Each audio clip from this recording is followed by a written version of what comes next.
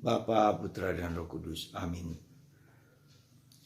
Allah Bapa di surga, kami mengucap syukur atas peringatan dua rasul, seorang ksatria, pembela tanah air Simon Zelot, dan Yudas Tadius, saudara jauh dari Yesus, yang dipanggil untuk mengikuti Yesus dan menjadi pewarta kabar gembira kepada segala bangsa. Bantu kami ya Bapa, supaya kami menjadi pendengar, pencinta, pewarta, dan pejuang Yesus seperti para rasul ini. Terpujilah namamu kini dan sepanjang segala masa. Amin. Para saudara, setiap kali kita merayakan rasul, kita diingatkan akan tanggung jawab kita untuk juga menjadi rasul. Kita boleh merayakan para rasul siapapun juga, tapi kedua orang ini adalah orang yang mungkin tidak terlalu penting dibandingkan rasul-rasul besar lainnya. Tetapi bisa kita lihat bahwa Simon orang Zelot adalah seorang pejuang tanah air yang ingin membebaskan bangsanya dari perbudakan penindasan kerajaan Romawi. Dia mencari, dia berjuang, dia mau membela rakyatnya, cinta kepada rakyatnya. Dan akhirnya dia jatuh cinta kepada Yesus. Bukan hanya sekedar membela bangsa secara fisik, tetapi membela bangsa secara rohani, menjadi rasul Yesus.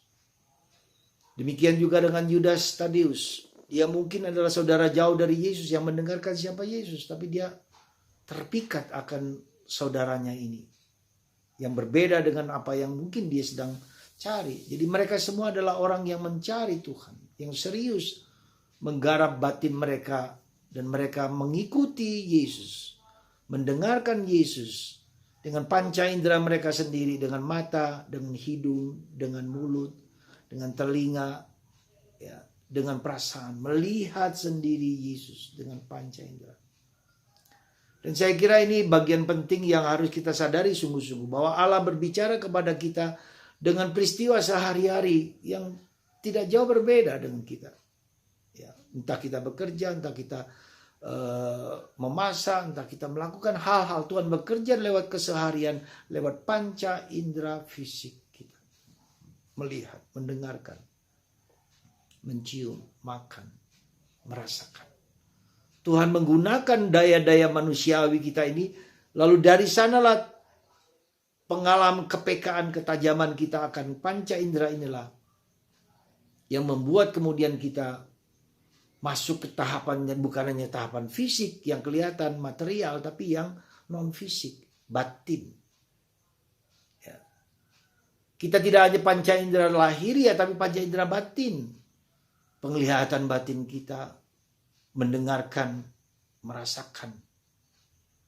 Kalau kita hanya terbatas pada fisik, kita tidak masuk kepada yang batin ini, yang bisa saja secara spiritual, secara rohani, hidup batin, pikiran, perasaan, emosi, motivasi, itu semua adalah hal-hal yang tak kelihatan, yang tetapi mempunyai dampak yang penting. Karena disitulah semua mengalir dari yang kelihatan ini berasal dari yang tidak kelihatan. Yang tidak kelihatan tidak selalu spiritual. Bisa saja baik, bisa juga tidak baik. Maka saudaraku terkasih, kita diajak untuk bisa masuk ke dalam hidup level fisik, tapi level metafisik, metafisika, lebih dalam hidup batin ini. Maka bagaimana caranya supaya kita masuk di dalam berkembang tumbuh menjadi pribadi yang tidak hanya melihat apa yang nampak, yang kelihatan, tetapi lebih dalam daripada itu, untuk masuk dalam dunia metafisika, di luar, lampaui semua itu. Saya mencatat ada 5 hal yang mungkin harus harus kita perhatikan supaya kita lebih tumbuh, berkembang, menjadi lebih bijaksana. Kalau kita terbatas kepada yang fisik ini, maka kita menjadi dangkal. Ya. Duc in altum, carilah yang lebih luas. Maka ada 5 hal penting. Pertama adalah kita belajar, selalu ingin belajar, membaca, belajar dari buku, dari kehidupan, dari siapapun juga, membaca, ya, membaca. Bacalah banyak buku. Dari apa yang menjadi minat kita, kita baca. Terus menerus menggali, kita menjadi miskin. Kita menjadi haus akan kebenaran. Terutama membaca kitab suci. Ya. Nanti saya akan coba salah satu hal bagaimana kita memperdalam, membaca kitab suci terutama. Bukan hanya sekali, 2 kali. Tapi sampai 5 kali. Sampai kita bisa merasakan bukan hanya di pikiran. Tapi lebih kepada aspek rohani. 5 kali merasakan. Kemudian dengan membaca, kemudian yang kedua itu diam dan hening. Kenapa kita butuh diam dan hening? Karena dengan diam dan hening itu kita tidak hanya batas fisik tetapi yang di dalam. Jadi kelima panca indera batin kita mulai bekerja. Kita diam, seluruh panca indera lahiriah kita diam, lalu masuk ke panca indera batin. Kita mendengarkan, listening. Ya, mendengarkan terutama, merasakan. Ya. Lalu yang ketiga kita adakan apa? Refleksi, merefleksi, merenungkan apa yang kejadian terjadi, mengapa demikian ya. Kemudian yang keempat apa? Interaksi. Kita bergaul dengan banyak orang, berdiskusi, berbicara dengan orang yang lebih pintar, lebih pandai, kita bergaul. Dan yang kelima adalah apa? Askese, mati raga, ya. Puasa untuk menajamkan. Jadi kelima ini membuat kita tajam dengan panca indera kita ini. Jadi kalau kita askese, mati raga, kita mendengarkan, ya, kita diam, kita membaca, kita refleksi, kita merenungkan. Itu semua adalah cara kita supaya panca indera batin kita menjadi peka, menjadi tajam, dan kita mendengarkan suara Tuhan. Karena apa? Suara Tuhan itu begitu lembut dan begitu halus. Kami para karmeli diberi contoh lewat siapa? Lewat Santo Nabi Elia. Ketika dia mendengarkan ada badai, ada gempa, ada apa, tidak ada Tuhan. Tapi ketika ada angin sepoi-sepoi basah, dia merasakan kehadiran Tuhan. Itu saudaraku. Dia masuk ke tingkat metafisika.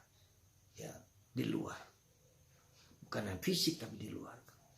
Tadi malam kami para postulat dan saya melakukan Lectio Divina, lalu kemudian kita sharing, kemudian kita melakukan doa 4 kali putaran rosario. Semua peristiwa kita doakan sampai jam 9 sampai jam 12 malam. Sambil berdoa sesuai dengan permintaan Paus, perdamaian dan pertobatan dunia. Capek memang. Tapi ada 4 bahasa. Bahasa Latin, bahasa Inggris, bahasa Jawa, dan bahasa Batak. 4 peristiwa. Apa yang kemudian saya rasakan? 3 jam kita duduk diam dengan berbagai bahasa. Dengan pentataan sakramen Maha Kudus. Saya merasa apa? Saya ngalami apa? Ada satu kata yang muncul dari hati saya. Bunda Maria berkata, terima kasih anakku. Ini tentu pengalaman pribadi. Gak perlu saya katakan. Tapi saya mau menunjukkan antara pengalaman fisik dengan pengalaman metafisika. Kata-kata itu menjadi bagi saya suatu sentuhan. Dan Anda juga begitu. Mari. Kita semua bisa asalkan kita berani mau masuk ke dalam dunia metafisika. Dunia spiritual. Dunia batin. Dunia dalam. Cinta akan keheningan. Dan itulah Karmelit. Keheningan membuat kita bertemu dengan Tuhan. Berjumpa dengan Tuhan.